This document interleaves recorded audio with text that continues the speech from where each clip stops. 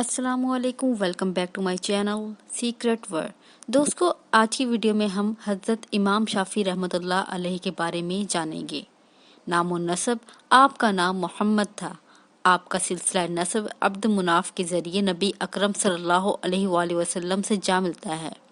سلسلہ نسب یہ ہے کہ محمد بن ادریس بن عباس بن عثمان بن شافی بن سائب بن عبید بن عبد بن ہاشم بن عبد المطلب بن احد مناف آپ کا ماہ رجب 150 ہجری کے مطابق 768 میں فلسطین کے شہر اسکلان میں پیدا ہوئے۔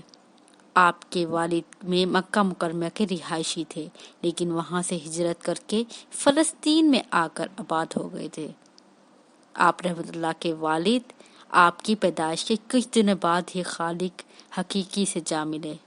والدہ آپ کو واپس مکہ معظمہ لے آئیں۔ آپ کا بچپن وہیں گزرا اور آپ کی علمی تربیت وہیں ہوئی۔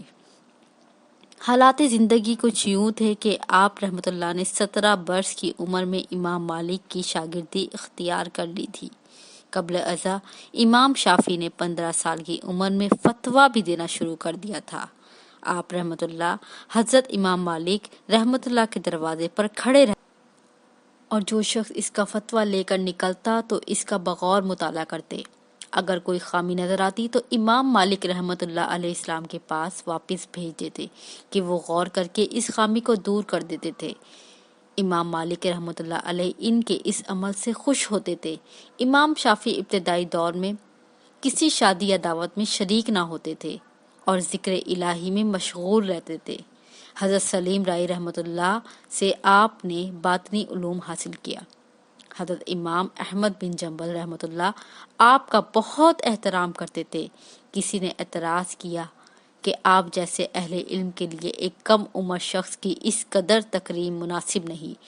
آپ رحمۃ اللہ نے جواب دیا، میرے پاس جس قدر علم ہے وہ اس کے معانی اور مطالب سے مجھ سے زیادہ باخبر ہیں۔ حضرت سفیان ثوری کا قول ہے کہ امام شافعی رحمۃ اللہ علیہ کے دور میں ان سے زیادہ دانشور کوئی نہیں تھا۔ دوستو، بچپن کا ایک واقعہ بہت مشہور ہے۔ لوگ آپ رحمۃ اللہ کی والدہ کے پاس بہت امانتیں رکھواتے تھے۔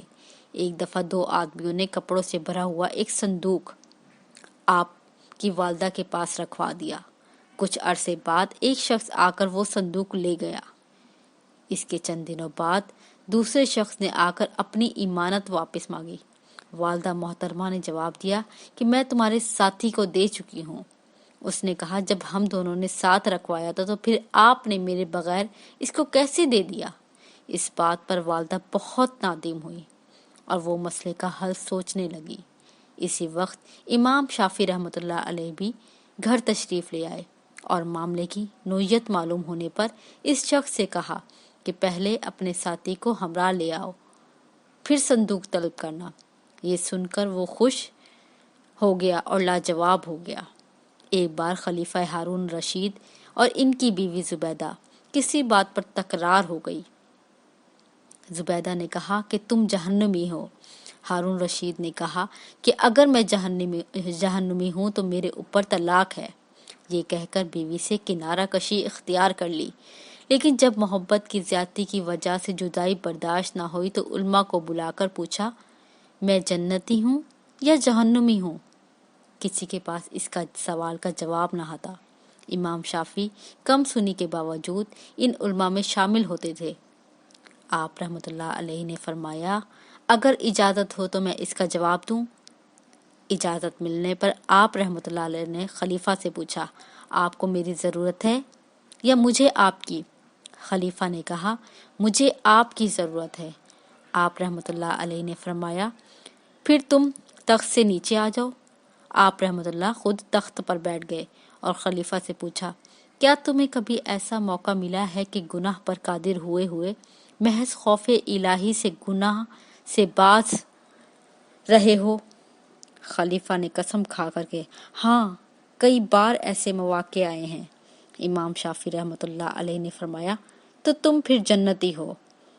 علماء نے ہجرت طلب کی تو آپ نے فرمایا، اللہ رب العزت کا ارشاد ہے کہ کثرت گناہ کے بعد جو شخص خوف خدا کے باعث گناہ سے رک گیا تو اس کا ٹھکانہ جنت ہے۔ دوستو، ایک روایت کے مطابق حاکم روم کچھ رقم بطور جزیہ سالانہ ہارون الرشید کے پاس بھیجا کرتا تھا، لیکن ایک مرتبہ چند راہبوں کو بھیج کر یہ شرط لگا دی کہ اگر آپ دینی علماء مناظر میں ان راہبروں سے جیت گئے تو میں اپنی رقم جاری رکھوں گا ورنہ بند کر دوں گا۔ خلیفہ نے علماء کے سامنے مسئلہ پیش کیا تو انہوں نے امام شافعی رحمۃ اللہ علیہ کو مناظرہ پر آمادہ کیا۔ آپ رحمۃ اللہ علیہ نے مناظرہ کیا تو وہ سب راہی مسلمان ہو گئے۔ جب اس کی اطلاع حاکم روم کو پہنچی تو اس نے کہا یہ تو بہت اچھا ہوا، اس لیے کہ اگر وہ شخص آ جاتا تو پورا روم مسلمان ہو جاتا۔ دوستو، ایک بار خلیفہ نے بعض حاسدین کے مشورے پر آپ کو رمضان المبارک کا امام مقرر کیا، جو یہ بات اچھی طرح جانتے تھے کہ آپ حافظ نہیں ہیں۔ آپ نے اس کا حل یہ نکالا کہ دن بھر میں ایک پارہ حفظ کر کے رات کو تراویح سنایا کرتے تھے۔ اس طرح آپ کا ایک ماہ میں ایک قرآن حفظ کر لیا۔ سبحان اللہ۔ آپ رحمۃ اللہ اپنے زمانے میں بہت بڑے عالم تھے۔ عربی زبان پہ بڑی قدرت حاصل تھی۔ اعلیٰ درجہ کے انشاء اور پرواز سے آپ رحمۃ اللہ علیہ کی 2 کتابوں پر کتاب العام اور کتاب الرسالہ کو شہرت دوام حاصل ہوئی۔ صدیوں سے عرب، مصر، شام، عراق، ایران آپ کی قابلیت کا چرچا کرتا ہے اور امت کی ایک بڑی تعداد آپ رحمۃ اللہ علیہ کی پیروکار ہے۔ آپ رحمۃ اللہ علیہ 1999 ہجری میں مصر تشریف لے گئے۔ آپ رحمۃ اللہ کی عمر کا بیشتر حصہ مکہ معظمہ، مدینہ منورہ، بغداد، مصر میں گزرا۔ 54 برس کی عمر میں آپ نے مصر سے وفات پائی۔ آپ نے عالم نزا کی وصیت نامہ تحریر کروایا اور زبانی لوگوں سے کہہ کر دیا کہ فلاں شخص مجھے غسل دے۔ وفات کے بعد وہ شخص مصر میں نہ تھا، چنانچہ لوگوں نے آپ کی تدفین کر دی۔ جب وہ شخص مصر پہنچا تو لوگوں نے اسے یہ بات بتائی اور وہ سمجھ گیا اور پوچھا آپ رحمۃ اللہ علیہ نے کوئی تحریر چھوڑی ہے؟ تو اسی آپ کا وصیت نامہ دیا گیا۔ اس تحریر میں تھا کہ میں 70,000 کا مقروض ہوں۔ یہ پڑھ کر اس شخص نے فوراً قرض ادا کیا اور کہا کہ غسل سے آپ کا یہی مراد ہے۔ دوستو، امام شافعی رحمۃ اللہ علیہ بیان کرتے ہیں کہ ایک بار میں نے حج کیا تو مجھے ایک بوڑھے آدمی سے ملاقات ہوئی۔ بوڑھے آدمی نے مجھے دیکھا تو دیکھتا رہ گیا اور اس نے کچھ دیر بعد مجھ سے گزارش کی کہ میری دعوت قبول کرو، تو آپ نے اس کی دعوت قبول کی۔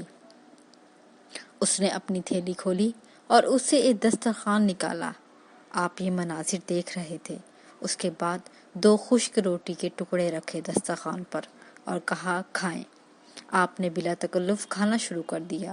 بوڑھا آدمی کچھ دیر دیکھنے کے بعد بولا، مجھے لگتا ہے آپ قریشی ہو۔ میں نے کہا، آپ نے یہ کیسے اندازہ لگایا؟ اس نے کہا، جو قریشی لوگ ہوتے ہیں دعوت لینے اور دعوت لینے میں بہت بے تکلف ہوتے ہیں، تو آپ کی بے تکلفی سے معلوم ہوا۔ دوستو، امام شافعی رحمۃ اللہ علیہ السلام نے بہت سارے اقوال بھی پیش کیے جن کو لوگ آج پڑھ کر بہت زیادہ سبق حاصل کرتے ہیں۔ آپ رحمۃ اللہ علیہ کا ایک مشہور فرمان ہے، دانش کے درخت کا میوہ نیکوکاری ہے، اور جو کوئی یہ سمجھتے ہوئے عمل نہیں کرتا، اس کی مثال ایسی ہے جیسے کوئی شخص خطرہ راہ سے واقف ہے اور پھر اسی رستے پر قدم رکھتا ہے اور آخرکار جان و مال کا نقصان اٹھاتا ہے۔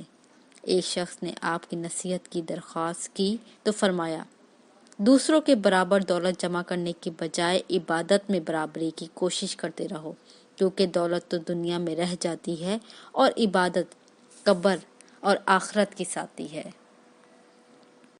امید کرتی ہوں آپ کو یہ معلومات پسند آئی ہوگی۔ ویڈیو اچھی لگی تو لائک ضرور کیجیے گا۔ ملتے ہیں نیکسٹ ویڈیو کے ساتھ۔ تب تک اپنا خیال رکھیں۔ اللہ حافظ۔